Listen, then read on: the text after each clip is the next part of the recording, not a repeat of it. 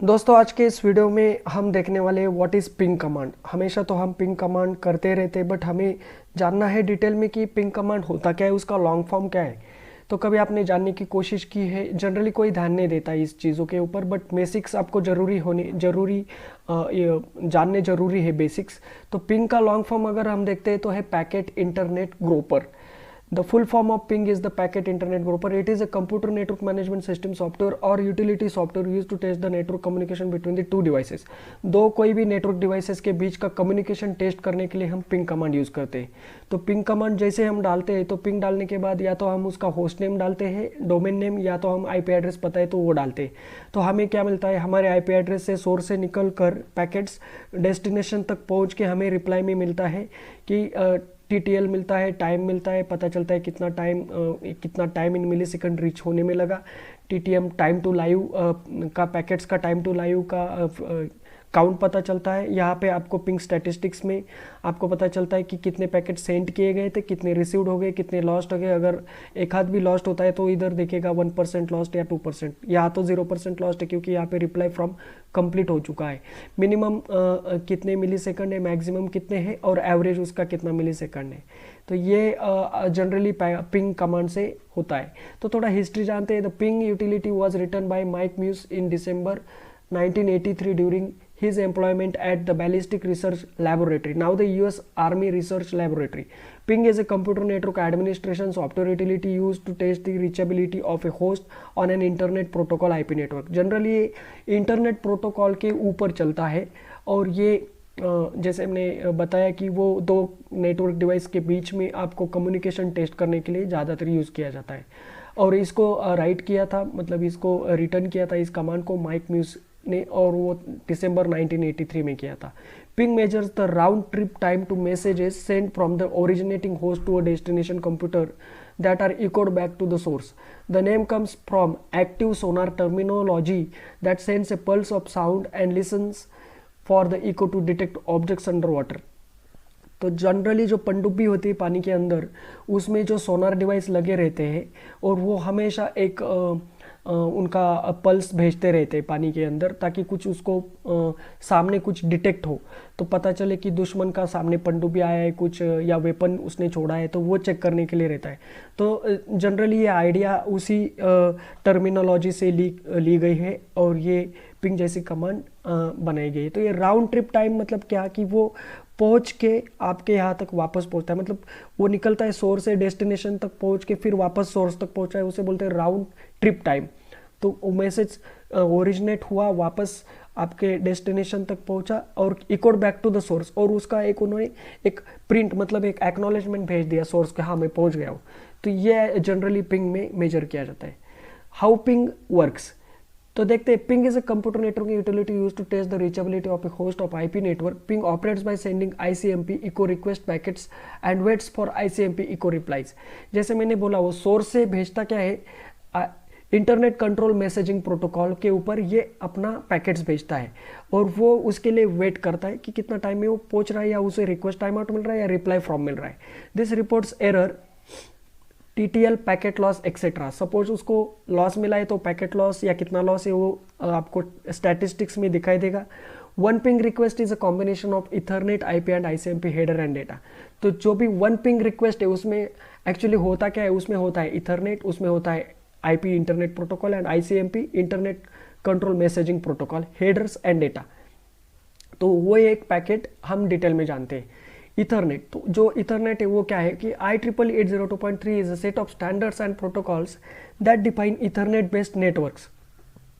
जो भी इनका जो IEEE 802.3 का जो सेट ऑफ स्टैंडर्ड्स है, उन्होंने इथरनेट बेस्ड नेटवर्क्स को स्टैंडर्डाइज किया है. तो Ethernet technologies are primarily used in lands.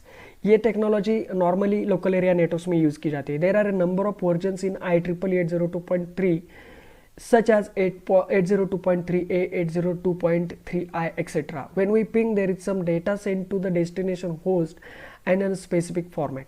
जैसे हमने बताया कि वो हम पिंग करते तो कुछ डेटा पैकेट भेजता है और उसका फॉर्मेट अगर हम देखें तो वो इस तरह से होता है कि इथरनेट के हेडर में क्या क्या इंफॉर्मेशन रहता है। 6 बाइट्स का उसके पास रहता है डेस्टिनेशन एड्रेस, जो जहाँ पे पहुँचना है, जिस डेस्टिनेशन पे पहुँचना है। सोर्स एड्रेस 6 बाइट का रहता है, मतलब कहाँ से निकला है वो। और इथर टाइप का इंफॉर्मेशन 2 बाइट्स में रहता है। तो आगे देखते हैं इंटरनेट प्रोटोकॉल। तो इंटरनेट प्रोटोकॉल क्या है कि IP has the task of delivering packets from the source to the host solely based on the IP address in the packet headers. तो इंटरनेट प्रोटोकॉल में होता क्या है कि जो भी पैकेट सोर्स से भेजता है होस्ट को, तो उसका आईपी एड्रेस का जो भी इंफॉर्मेशन है उसके पैकेट हेडर्स में रखता है। IP defines packet structures that encapsulate the data and headers. तो ये यहाँ पे डिफाइन करता है कि पैकेट का स्ट्रक्चर एनकैप्सुलेट करके हेडर्स में रखता है। ICMP, Internet Control Message Protocol. Since IP does not have an inbuilt mechanism for error control and sending control messages, ICMP is here to provide that functionality.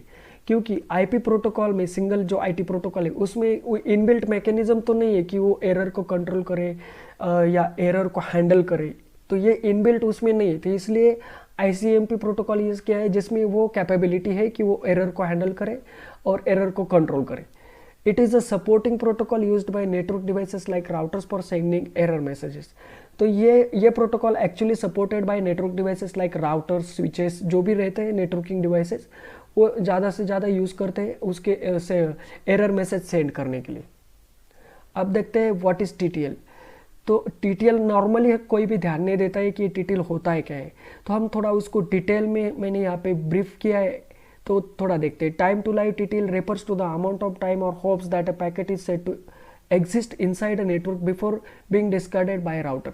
तो क्या होता है, जो भी पैकेट नेटवर्क में भेजा जाता है, पूरे इंटरनेट में जो भेजा जाता है, वो पैकेट को एग्जिस्ट मतलब रहने के लिए, टाइम टू लाइव मतलब वो कितने देर तक जिंदा रहेगा उस एंटायर नेटवर्क में भेजा है उसको, तो वो कितना टाइम के लिए जिंदा रहेगा। जैसे हम जन्म लेते हैं, हमारा एक आयुर्मान फिक्स है कि 100 ईयर्स हम यहाँ पे ये पृथ्वी के ऊपर जिंदा रहने वाले, तो पता नहीं कोई कब मरेगा, कोई कब, तो हम ट्रैवल तो करते रहते हैं। तो सेम वे इसको पैकेट को भेजा जाता है पूरे नेटवर्क में और उसका TTL डिसाइड किया जाता है। तो वो थोड़ा जानते हैं कि एग्जैक्टली होता क्या है उसके अंदर। When a packet of information is created and sent out across the internet, there is a risk that it will continue to pass from router to router indefinitely. To mitigate this possibility, packets are designed with an expiration called a time to live or hop limit.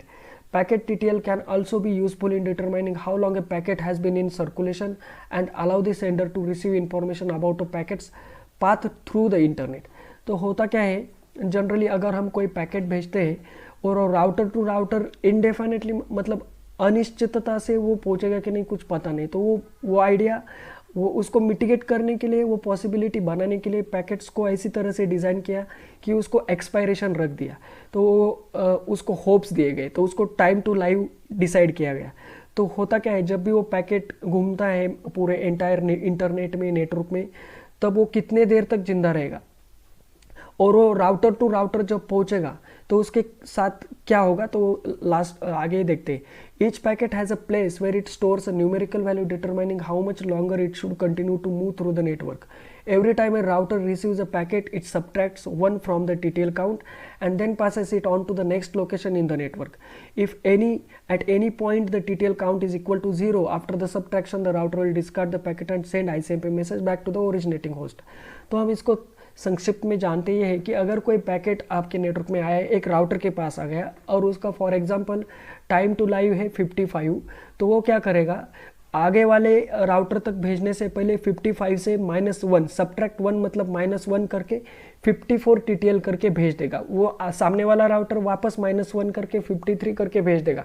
जब last वाले router पे वो पहुंचेगा या कहीं पे वो ऐसा आएगा कि उसका 0 हो गया है और वो राउटर तक पहुंच रहा है, तो 0 में -1 करेगा तो उसे कुछ भी नहीं मिलने वाला है। तो वहाँ पे वो राउटर क्या पहुंचा ही नहीं, तो क्या करेगा कि ICMP में एक मैसेज बैक फायर करेगा ओरिजिनेटिंग होस्ट को, जो भी मैसेज है ICMP हेडर में वो बैक फायर करेगा, मतलब वो वापस भेज देगा उसको उस मैसेज को।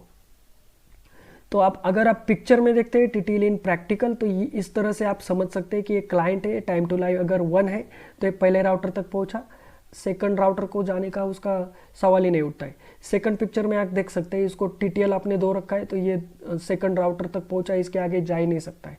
थर्ड पिक्चर में आप देख सकते हैं TTL 3, तो टाइम टू लाइव 3 है, मतलब 1 2 3 राउटर तक तो पहुंच गया, चौथे राउटर तक, चौथे क्लाइंट तक नहीं पहुंच गया वो।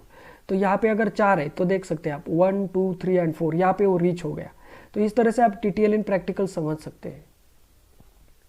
अभी TTL के बारे में थोड़ी और जानकारी देता हूँ। Under the internet protocol TTL is a 8-bit field in the IP version 4 header.